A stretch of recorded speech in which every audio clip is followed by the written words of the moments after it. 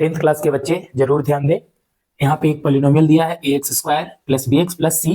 यहाँ पे इसके जीरो यानी शून्यक जो है अल्फा और बीटा है।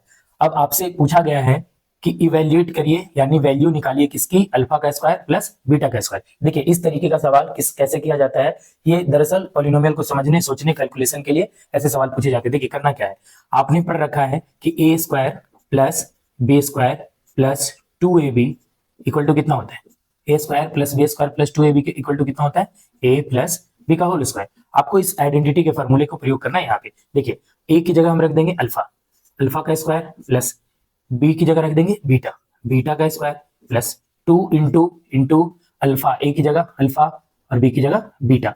इसके बाद यहाँ पे देखिए जहां ए दिख रहा है वहां पे अल्फा, जहां पे बी दिख रहा है वहां पे बीटा का स्क्वायर कर दिए।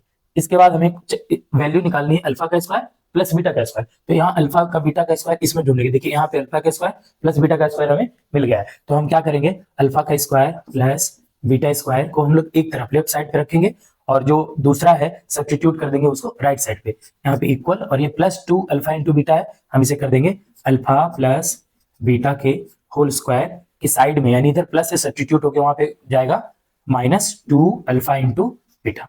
अब यहां से समझना है आपको निकालना क्या था, alpha square plus beta square की वैल्यू। तो ये फॉर्मूला हमारे पास आ गया है। इसके बाद देखिए आप जानते हैं पॉलिनोमियल में जो जीरो है ना, तो उसमें अगर अल्फा प्लस बीटा का वैल्यू पूछ रहा है यानी सम ऑफ जीरोज पूछा जा रहा है शून्यकों का, तो हम क्या करते हैं -b/a।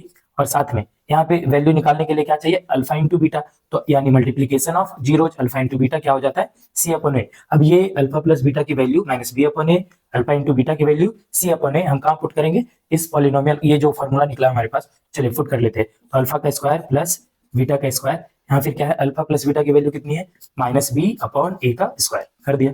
दूसरा यहाँ -2 इंटू अल्फा इंटू बीटा की वैल्यू कितनी है, c/a।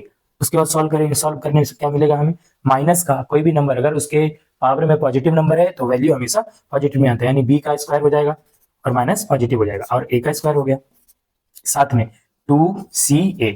इस तरीके से यहाँ ऐसा बन गया। अब आगे देखिए क्या है, ए स्क्वायर और ए का एलसीएम कितना होता है, ए स्क्वायर।